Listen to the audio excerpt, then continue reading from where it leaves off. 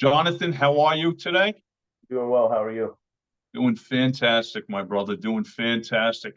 Our last segment, we talked about, good sales reps and what makes them, good closers. I'd like to follow up in a conversation about sales managers now. What allows a sales manager to be a good sales manager? I'm going to throw it at you first because I have a lot of expertise in this area. And I know that you've been basically putting a sales team together over the last handful of years that is getting a little bit stronger with each passing month. So I'm going to throw it on your lap and then I'll do my little commentary and rebuttals in there. Okay. Good. So I think again, for having to be a really good sales manager, being able to build a team of sales people underneath you, I think one of the biggest pieces that you need to have is leadership skills. So many people come in and they think it's easy to bring in a sales team and be a sales manager, but they themselves need to know how to lead the team. What do they Mhm. need to do on day one? What do they need to do uh, throughout the plan? How do you generate leads or inbound leads, whether it be doing your cold calling, hitting the pavement by door knocking, or just general, overall digital marketing that you're doing. What are you going to do to ensure that these salespeople below you, your team, have what they need to follow up and effectively get sales coming in the door?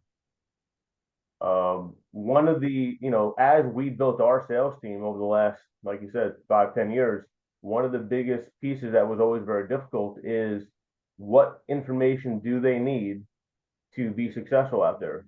Don't throw them in our business in digital marketing. We have, 15, 20 different types of services that we can provide, but giving them every service up front has never been the right thing for them to be successful. We rather than be experts in one or two types of services we provide, let them get really used to selling it and helping them close the deal, helping them go through the process of how the deal goes from a closed deal to a deal that is actually now uh, launched. Like we did the actual marketing. So the leadership from the sales manager is the one part that I think you need to make sure they always have and they understand how to do it. You know, yes, you're right there. It's up to the sales manager to set the tone for his team, and that's what it comes down to. And I'm going to bring this back to where I was a sales manager, where I basically lived and learned because no one really taught me how to be a sales manager. It's just something that came natural to me, and I built teams around me. So I find the biggest advantage for a sales manager, like the head coach of a football team, you are picking your players to be on your team. Don't allow management to pick your players. They allow them to suggest it, but you do the screening because these people are going to work for you directly. They're not working for the upper management. They're working for you directly. So you're going to have to identify what these people's strengths are and what their weak points are. And what their strengths are, you basically allow them to run with it. What their weaknesses are, you're going to be responsible for developing those weaknesses as a sales manager. So I always found pairing your sales reps together because where one person's strengths are may, also lie the weaknesses of somebody else and vice versa. And I allow them to work together, work off one another.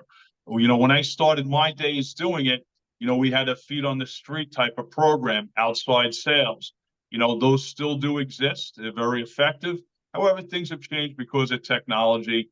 But the same type of cookie cutter approach I had can be even to phone rooms as well too. That can work by putting people together. But it's up to you as a sales manager to be on top of the game. Now, when it comes to goals, like you mentioned, in getting sales, one thing I always did, whatever management said to me, hey, this is your monthly goal, this is your quarterly goal, this is what we're looking for. Now, what I always did, I didn't go to my sales team, go, okay, this is what management gave me. I padded those numbers by a minimum like 10%, sometimes up to 12 to 15%, because now it became a motivating factor for my sales teams.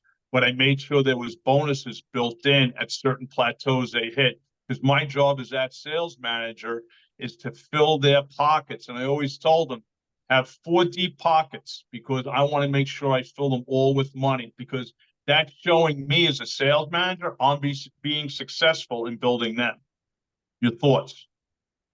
And you need all that. You need it goes into communication as well, like making sure that your team underneath you that you're building from the ground up uh, is who you want on your team. Just like you say, don't let the upper management or someone else bring in your team. You be the person that brings the team in. You put together a coaching and development plan, right? So what are you doing to help them along the way? What strategic things do you have? I mean, everyone has different experiences. Some people might push the person out and say, do what you think is right. I've never seen that work in Mhm. my book so far. And what we've seen, we've tried it Mhm. honestly. We in the beginning we would say we would just hire people and say, you know, figure it out, see what works. Here's our website, here's our training Yeah. portal, good luck. But it's it's never been good for us. That's no, it's What of we course it's not going to be good. That's like throwing a player out on the hockey ice and say, okay, go get this in the net. what we've done is you have to shadow the person. You have to, if you're having them go door to door, you know, you have to go with them. If you're having them do cold calling, you have to do the first bunch and they have to watch your pitch and figure out what they do, and then you have to let them Show, do it. They it's show fall. and tell. Show and Yeah, tell.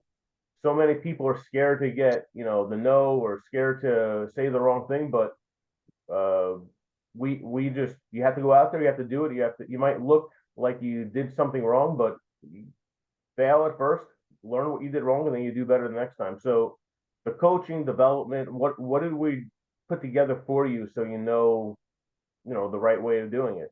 I have Yeah. so many over the last year. I have so many different experiences of people, different types of people from all different walks of life.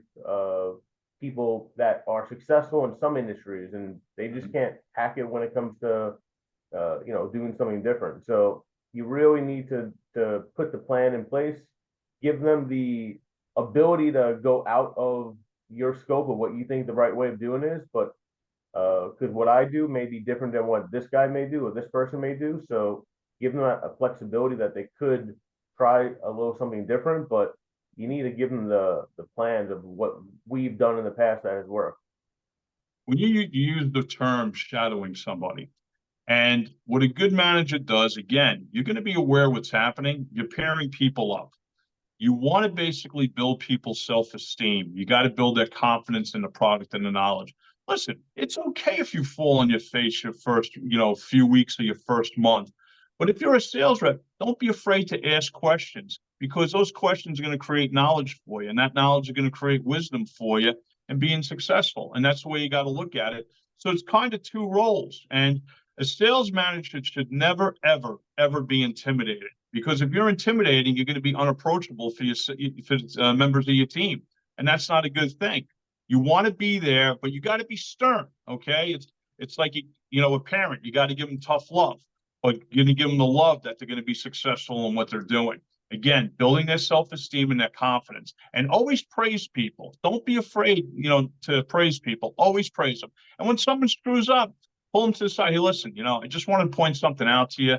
You should have taken this approach about it, okay? Or you filled out this information on the document incorrectly. So I want to correct you, so next time you can be more successful in what you're doing, so it'll go more smoother.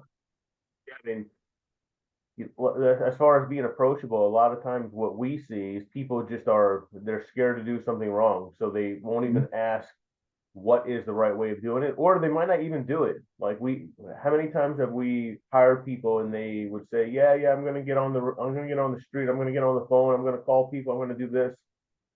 I was busy, I was this, I was that. They can't do it. They can't put their foot on the pavement. They can't make those calls because they're scared that they're going to say the wrong thing, or they may not know what approach to take. How do they just randomly talk to someone? Because sometimes people just can't walk up to someone randomly and just talk to them. To them, that's a huge thing to do. It's a very, very scary thing for most people to break out of nothing and just say, hey, are you looking for something? Like, they don't know how to do it. So Well, you know what it is. People have to be natural. Then it goes back to what I was originally saying. That's why the sales manager, he's got to basically, you know, ask the right questions when he's hiring these people. And that's what it comes down to. You got to find their strengths and weaknesses. Just don't hire a body because it's wasting your time and it's wasting the company's money. Find the right people. Be stern in what you do and build the right team. If you build the right team, you're going to build a winner. If you just want to fill seats to make management say, hey, I got all these people working, but they're not producing, you know what? That means you're a failure as a sales manager. Listen, I'm just going to end it with this. Hopefully we created some knowledge for you today. We ask you to like and subscribe and hit that thumbs up button. All right. Thank you very much. You guys have a great day. Take care. Everyone.